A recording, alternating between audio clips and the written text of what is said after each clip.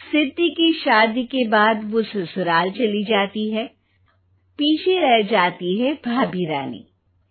सिद्धि के ससुराल जाते ही भाभी कहती है, अरे वाह जी वाह, सारे कपड़े मेरे। हाय रे पैंट, अरे वाह वाह, मजा आ जाएगा। अरे ये सिद्धि की अलमारी के सामने खड़े होकर क्या बड़बड़ा रही है? जाकर देख मेहमानों को विदाई की मिठाई मिली कि नहीं। अब हाँ माँ जी, क्यों नहीं, लेकिन पहले कपड़े तो बदल लूं। अब रानी आ जाती है सिद्धि के उन कपड़ों में जो वो ससुराल जाने से पहले घर छोड़ जाती है। अरे रानी, कुछ दिन रुक जाती। अरे ये तो सिद्धि बिटिया को मैंने ही दिया था, बड़ा ही फबता था उस पर। तुझ पर तो कुछ खास नहीं लग रहा। अब वो ना, मेरे सारे कपड़े गीले थे तो सोचा पहन लूं। वैसे भी सिद्धि को कौन सा दिन पुराने आउटडेटेड कपड़ों को पहनना है। वैसे भी ये सूट तो मैंने तभी पहना था, वैसे खास है भी नहीं ये।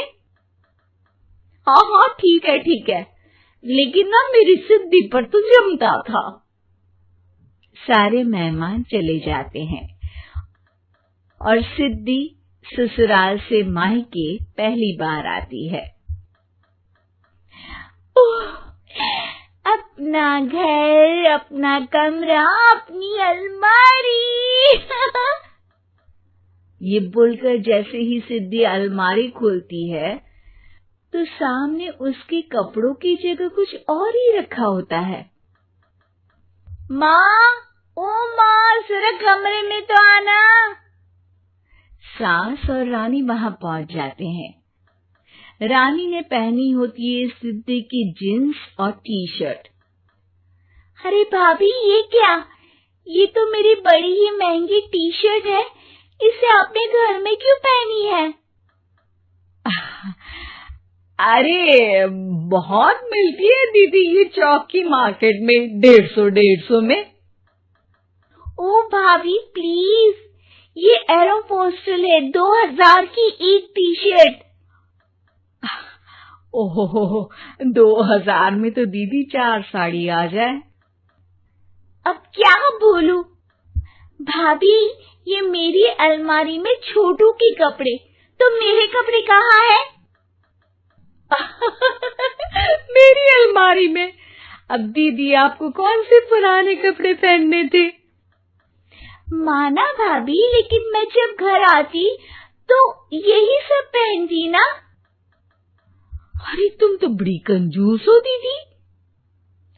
खैर, वक्त आता है जब सिद्धि ससुराल के लिए रवाना हो रही होती है। अरे रानी, अंदर से सिद्धि का गिफ्ट ले आ। लड़की पहली बार ससुराल से मायके आई है। रानी अंदर जाती है और एक सिंपल सी साड़ी लेकर बाहर आ जाती है। ये लीजिए माँ जी। सास बेटी को गिफ्ट देकर ससुराल भेजती है। अगले दिन रानी एक सुंदर सी साड़ी पहनकर सामने आती है। अरे रानी, ये तो वो साड़ी है जो मैंने सिद्धि को देने के लिए दी थी जब वो ससुराल ले जाती, लेकिन ये तूने कैसे पहन ली?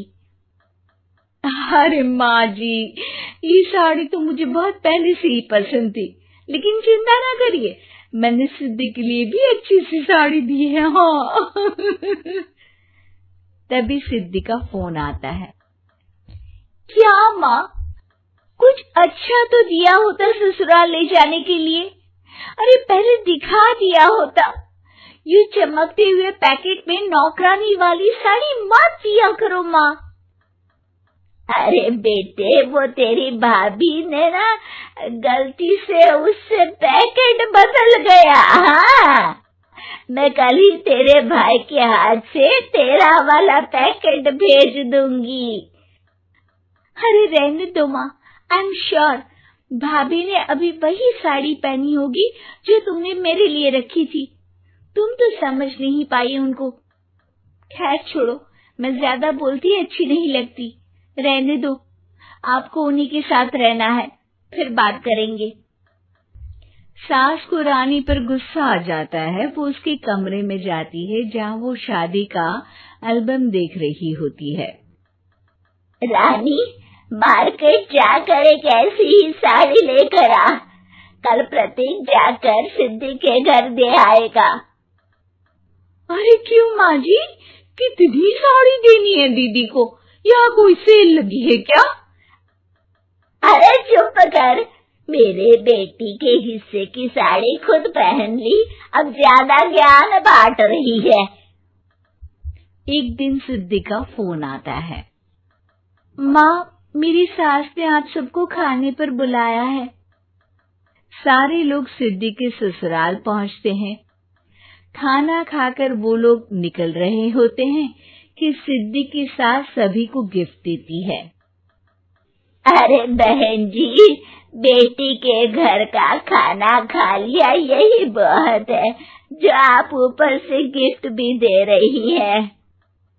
अरे बहन जी, आप भी कहाँ इन बातों पर विश्वास कर रही हैं। सास सभी को गिफ्ट देती है, लेकिन रानी को जो साड़ी देती है वो अजीब सी हरे रंग की, लाल रंग की बड़ी छाप वाली होती है। अरे छी छी, ये कौन पहनेगा? सासू माँ को तो जरी वाली इतनी सुंदर, और मेरे लिए ये नौकरानी वाली। अरे भाभी, दरअसल मैं जब भी घर आती थी आप वापसी में ऐसी ही साड़ी देती थी ना, तो माँ ने सोचा कि आपको आपकी पसंद की ही साड़ी क्यों न दी जाए। बेचारी रानी, बोलती भी तो क्या। सिद्धि और सास रानी का चेहरा देखकर हंसने लगती है, तो रानी समझ जाती है कि अपने ही बिछाए जाल में वो फंस चुकी है।